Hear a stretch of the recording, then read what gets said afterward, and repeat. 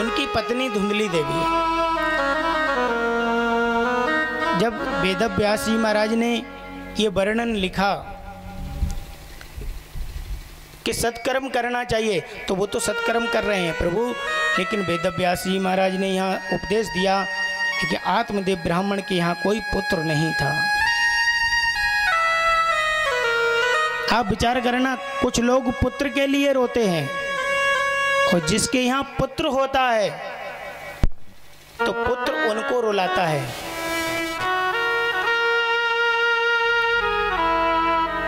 आज वेदव्यास जी महाराज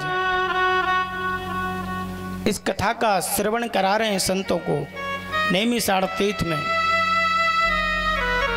आज आत्मदेव ब्राह्मण के यहाँ कोई जब संतान नहीं है तो दुखी होते हैं कि प्रभु मेरे यहाँ पर भी कोई संतान नहीं है, और संतान होना परिवार में बहुत जरूरी है। अधिग्रस्त जीवन है तो संतान होना आवश्यक है। उनके यहाँ पर एक गाय रहती थी, उस गाय के भी कोई बछड़ा नहीं था, वो भी बांझ थी। उनकी पत्नी के भी कोई बालक नहीं था, तो वह पानी भरने के लिए कुएं पर जाते थे। तो सखियां उनको दूर से देखती थीं, अरे ये आ गई, इसका तो मुख देखने का अधिकार नहीं है,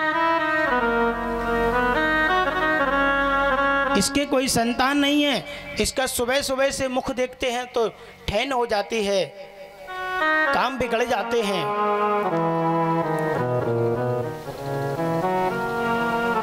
तो उसको भी सखियां उलाना मारती हैं।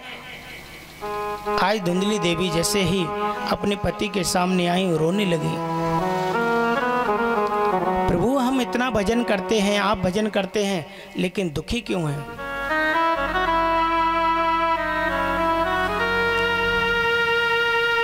आज आत्मदेव ब्राह्मण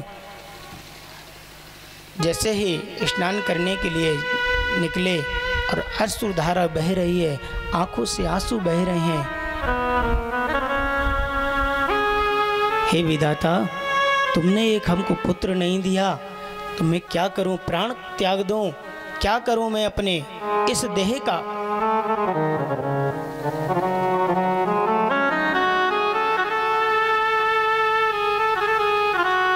आज तो आंखों से आंसू बह रहे हैं, और जैसे ही उस सरोवर में स्नान करने के लिए जाते हैं और एक अंजलि भरकर जल चढ़ाते हैं भगवान सूर्य को, उस जल चढ़ाते चढ़ाते समय उसी अंजलि में आंसू धारा टपक रही है, तो भगवान प्रसन्न हो गए हैं, सूर्य भगवान।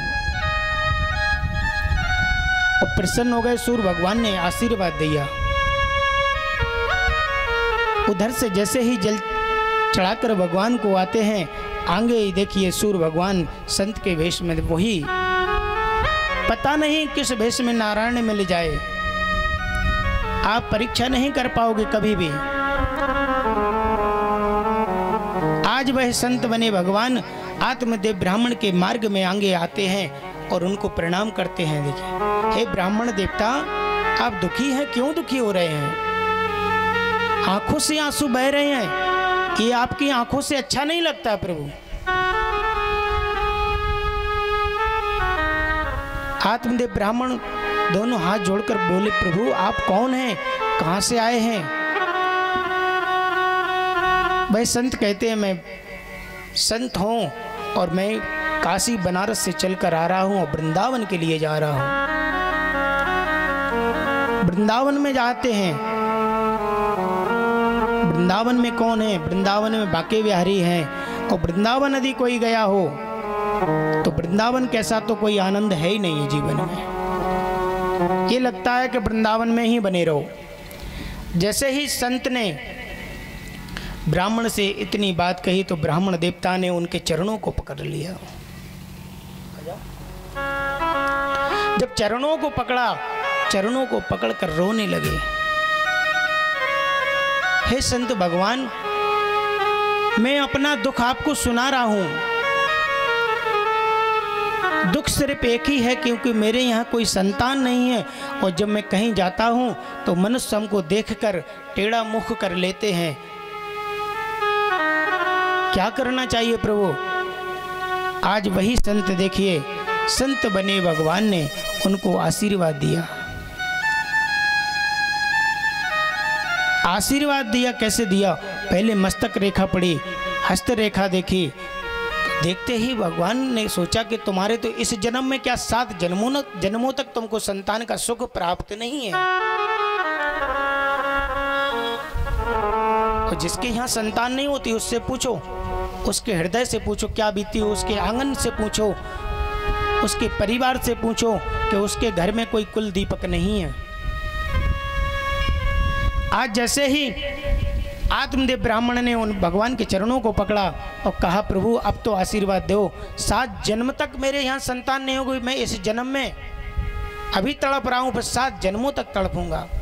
तो भाई भगवान कहते हैं आप संतान के लिए रो रहे हैं, कहीं आपकी संतान ऐसी निकली कि संतान के मारे आप फिर रोने लगेंगे। संतान से सुख नहीं मिलता।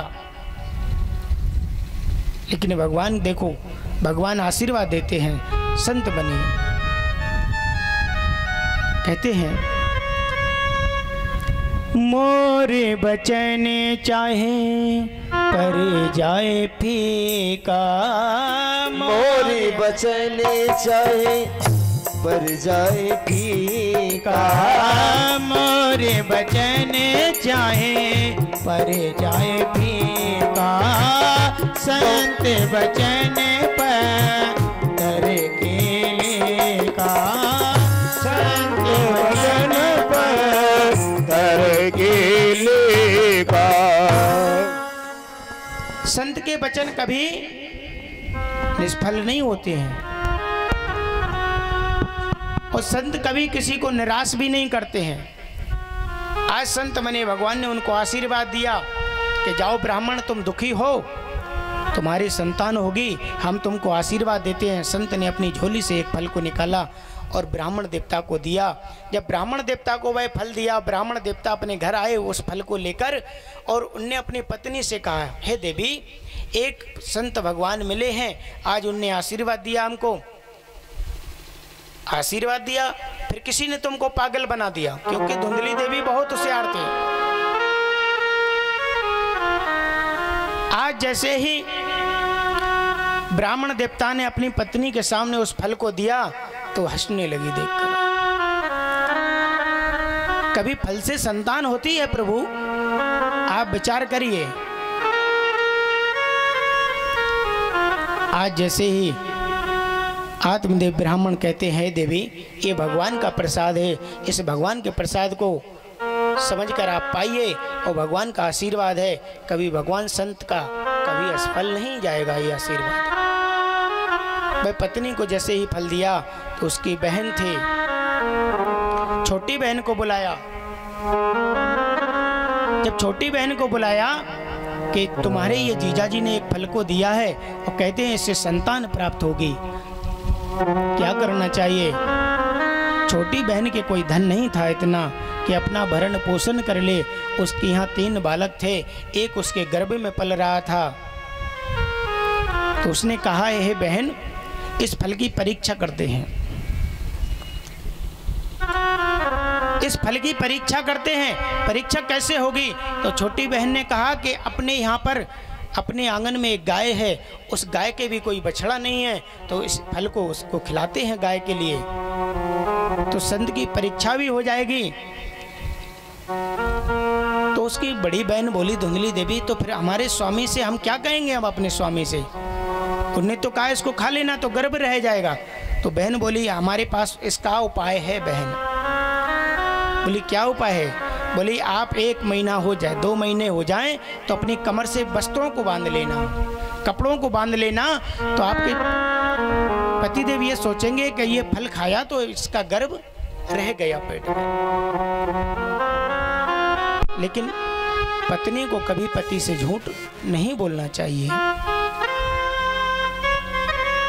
आज जैसे ही आत्मदेव ब्राह्मण, वो तो सज्जन हैं, पुरुष हैं, भगवान का भजन करते थे, तो बस उनका तो चिंतन यही था कि जिस संत ने फल को दिया है तो हो सकता है हमारे यहाँ संतान प्राप्त होगी। आज भगवान का भजन कर रहे हैं और जैसे ही धुंधली देवी 2 महीने हुए, वस्त्रों को बांध लिया, और कुछ महीने हुए तो और वस्त्रों को बांध लिया। उसकी बहन के जो गर्भ पल रहा था, शिशु पल रहा था, तो उसने कहा कि बहन मेरे यहाँ धन नहीं है तो बालक मैं दे दूंगी, आपके आंगन में खेलने के लिए आपको बालक मिल जाएगा, आप हमारे लिए धन को दे देंगे। और होता भी है, आज होता भी है। यदि किसी के पास में 2-4 बालक हैं और किसी पैसे वाले के यहाँ नहीं है तो वो बालक ले लेते हैं। जब बालक को ले लेते हैं तो कुछ धन भी दे देते हैं। वही प्रक्रिया आज भी हो रही है। आज जैसे ही समय आया और धुंधली देवी की बहन के यहाँ देखिए बालक हुआ, जब बालक हुआ और कुछ समय बाद उस गाय के भी बालक हुआ।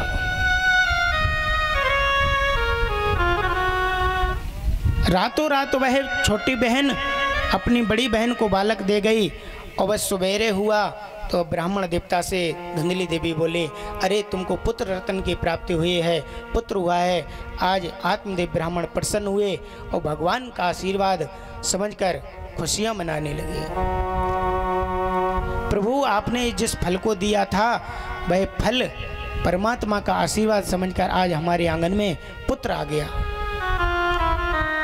आज तो जैसे ही धुंधली देवी से स्वामी ने कहा कि हे देवी, मैं इसका नामकरण संस्कार मैं करूंगा। नामकरण संस्कार सिर्फ पुत्र का मैं ही करूंगा। तो वह धुंधली क्या कहती है, हे स्वामी, इसको 9 महीने गर्भ में मैंने रखा है और नामकरण संस्कार आप रखेंगे इसका? ब्राह्मण देवता हैं, सीधरे हैं, सच्चे हैं। उन्होंने कहा ठीक है देवी, आप ही इसका नाम रख लीजिए। बोली इसका नाम मैं अपने नाम के अनुरुद्ध ही रखूंगी, क्योंकि मेरा नाम है धुंधली देवी, तो इसका नाम होना चाहिए धुंधकारी। देखिए उसका नाम रख दिया धुंधकारी। वो गाय के जो बालक हुआ है उसका सारा शरीर मनुष्य के समान है, लेकिन कान उसके गाय के समान है। तो गोकर्ण जी महाराज ने उसका नाम रखा। देखिए आत्मदेव ब्राह्मण भगवान को याद करके विचार कर रहे हैं और उसका नाम गोकर्ण जी महाराज रख दिया। बोलिए गोकर्ण जी महाराज की जय, सद्गुरुदेव भगवान की जय हो। आज कुछ समय बाद धुंधकारी बहुत बड़ा हुआ, गोकर्ण जी महाराज बड़े हुए तो